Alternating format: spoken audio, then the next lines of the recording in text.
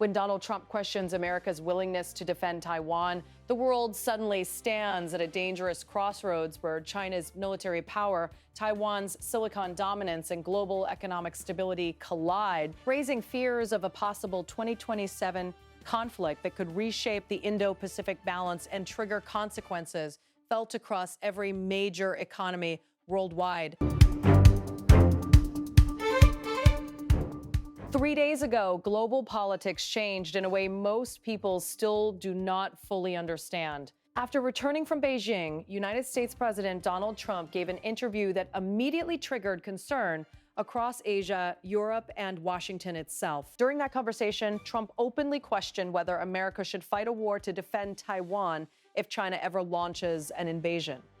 And then came the line that shook the geopolitical world. Donald Trump said, "We are not going to fight for an island 9,500 miles away." Those words instantly sparked debate among military analysts, diplomats, and American allies across the Indo-Pacific, because for more than 70 years, the entire security structure of East Asia depended on one assumption, that the United States would ultimately protect Taiwan if China tried to take it by force. But now, for the first time, an American president publicly hinted that Washington may not directly intervene. Trump also warned Taiwan against declaring formal independence, and reports suggested that a major American weapons package for Taiwan was still under review. Suddenly, the world started asking the same question. Why is America sounding uncertain about Taiwan? But there is another question that is even more important. If China has become one of the strongest military powers on Earth, why has Beijing still not attacked Taiwan? China today has one of the world's largest navies, thousands of missiles,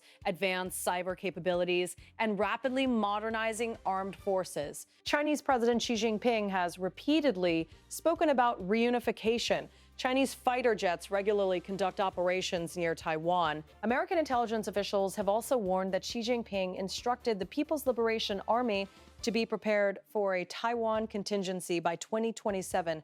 Yet Taiwan still remains outside Chinese control. How? The answer is not just military power. The answer is economics. The answer is technology.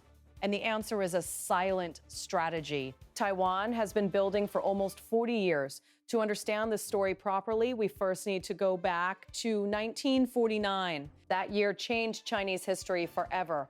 After a brutal civil war that lasted more than 2 decades, communist forces led by Mao Zedong defeated the nationalist government of Chiang Kai-shek. On October 1st, 1949, Mao officially established the People's Republic of China in Beijing. But the story did not end there. Chiang Kai-shek refused to surrender completely. Along with nearly 2 million supporters, soldiers, and officials, he fled to a nearby island, Taiwan. There, he established another government called the Republic of China. Suddenly, 2 rival governments existed, one communist government in mainland China and another anti-communist government in Taiwan. Both claimed to represent the real China. For Mao Zedong, this was unacceptable. He wanted Taiwan back under Beijing's control. But before China could move, the United States stepped in. During the Cold W, Washington viewed communist China as a major strategic threat. Taiwan quickly became one of America's most important partners in Asia. American naval forces entered the Taiwan Strait. And from that moment onward, Beijing understood one thing clearly. Any attack on Taiwan could potentially trigger a war with the United States. China attempted to pressure Taiwan multiple times. There were major Taiwan Strait crises during the 1950s and again in 1996. Each time, the United States deployed military forces nearby. And each time, China stepped back. But while the world focused on military tensions, Taiwan quietly transformed itself. Over the following decades, Taiwan evolved from authoritarian rule into one of Asia's strongest democracies. Direct presidential elections began in 1996. A distinct Taiwanese identity also emerged. Today, a majority of people in Taiwan identify themselves as Taiwanese rather than Chinese, but democracy alone did not make Taiwan powerful. Taiwan's real strength came from something much bigger. Semiconductors, tiny electronic chips, the invisible brains that power the modern world. Your smartphone depends on them. Your laptop depends on them. Cars, satellites, artificial intelligence systems, military equipment, cloud computing infrastructure, advanced medical devices. Everything runs on semiconductor chips. And one company transformed Taiwan into the center of the global technology industry. In 1987, engineer Morris Chang founded TSMC, Taiwan Semiconductor Manufacturing Company. At the beginning, very few people realized how important this company would eventually become. But Morris Chang introduced a revolutionary business model. Instead of designing chips himself, he focused entirely on manufacturing chips for other companies. That single decision changed the global economy. Today, companies like Apple, Nvidia, AMD, Qualcomm, and Tesla all depend heavily on Taiwanese chip production. Even some of America's most advanced military systems rely on chips manufactured in Taiwan. TSMC now dominates the advanced semiconductor manufacturing industry, and this created what experts call Taiwan's Silicon Shield.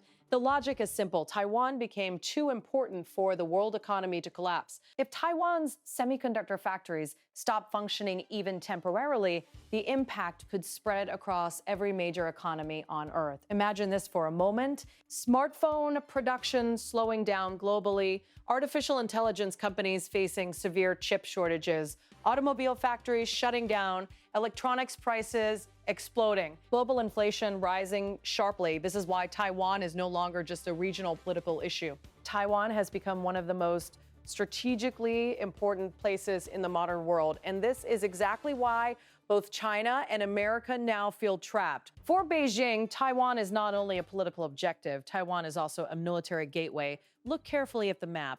China's eastern coastline is surrounded by a chain of territories stretching from Japan through Taiwan to the Philippines. Military planners call this the first island chain. Many territories along this chain are linked to American allies or partners. Taiwan sits directly in the middle, and that creates a massive strategic problem for China. Beijing wants unrestricted naval access into the Pacific Ocean. But as long as Taiwan remains outside Chinese control, China's naval expansion remains constrained. If Beijing ever controlled Taiwan, China's ability to project power across the Pacific would expand dramatically. That is one reason Taiwan matters so much to Xi Jinping. But here comes the problem. Invading Taiwan would be one of the most difficult military operations in modern history. Taiwan is separated from mainland China by water. Any invasion would require enormous amphibious landings, air superiority, naval coordination, logistics support, cyber warfare, missile operations, and sustained troop deployments.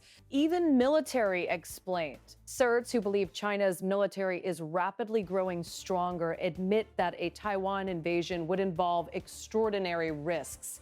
Then comes China's second major weakness, energy. China imports massive amounts of oil. A large portion of that oil passes through the Strait of Malacca, one of the world's most important shipping routes. Chinese strategists have worried about this vulnerability for years because during a major war, hostile naval powers could potentially disrupt those energy routes. This fear partly explains why Xi Jinping launched the Belt and Road Initiative and heavily invested in alternative trade corridors, including the China-Pakistan Economic Corridor. The goal was simple: reduce dependence on vulnerable maritime routes.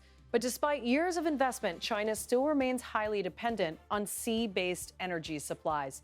Then comes another challenge. Time. China is aging rapidly. Birth rates are declining. Its working-age population is shrinking. Many analysts believe Xi Jinping sees the next decade as a critical strategic window because after that, China's demographic and economic pressures could become far more difficult to manage. But Xi Jinping also understands the enormous risks involved. A failed invasion of Taiwan could become the greatest humiliation in modern Chinese political history. And even a successful invasion could trigger devastating global sanctions and economic isolation. Major studies by strategic think tanks have warned that a Taiwan war could trigger trillions of dollars in economic damage worldwide. Global supply chains could collapse, financial markets could crash, the semiconductor industry itself could suffer historic disruption, and Taiwan has spent years preparing deterrent strategies designed to make invasion extremely costly. Instead of trying to match China's ship for ship or aircraft for aircraft, Taiwan invested heavily in asymmetric warfare, Missiles, mobile defense systems, drones, air defense networks, coastal strike capabilities. The strategy is straightforward. If China attacks Taiwan, the cost must become unbearably high. Taiwan's message to Beijing is direct. Any war will damage both sides. Now we come to America. Why does Washington suddenly sound nervous? The answer is uncomfortable. Because America understands that defending Taiwan would be extremely difficult. First comes geography. China is only around 140 kilometers away from Taiwan. The United States is thousands of miles away.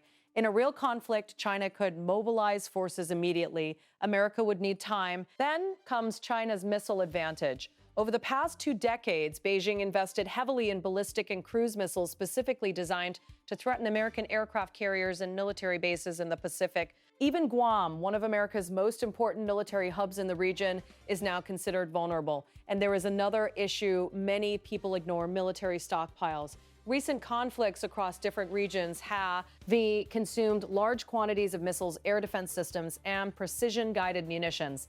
American defense analysts openly admit that a prolonged war against China would place enormous pressure on U.S. company military production capacity. This is why Trump's statement triggered anxiety among America's allies. For decades, Washington's Taiwan policy depended on something called strategic ambiguity. America never fully confirmed whether it would defend Taiwan, but it also never ruled it out. That uncertainty helped maintain balance. China hesitated because it feared possible American intervention. Taiwan avoided formal independence because U.S. military support was never fully guaranteed. Strategic ambiguity prevented both sides from making extreme moves. But now, Trump's remarks may have weakened that uncertainty. And if Beijing begins believing that America will stay out of a future conflict, the risk of miscalculation could rise dramatically. Still, America faces its own nightmare scenario. If Washington abandons Taiwan completely, countries like Japan, South Korea, and the Philippines could start questioning whether America remains a reliable security partner. That could weaken U.S. influence across the Indo-Pacific. And then comes another major fear: TSMC. If China ever gained control over Taiwan's semiconductor industry, Beijing could gain enormous leverage over global technology supply chains. That possibility has already pushed countries around the world to rethink their economic strategies. India is one of them. The Indian government has accelerated semiconductor manufacturing initiatives in recent years. New Delhi understands something very important. In the modern world, technological independence may become just as important as military strength. And if a Taiwan crisis ever erupts, India will absolutely feel the consequences. Electronics prices could rise sharply. Chip shortages could hit industries worldwide. Global markets could face severe instability. And if China emerges strategically stronger after such a crisis, pressure along India's borders could also increase.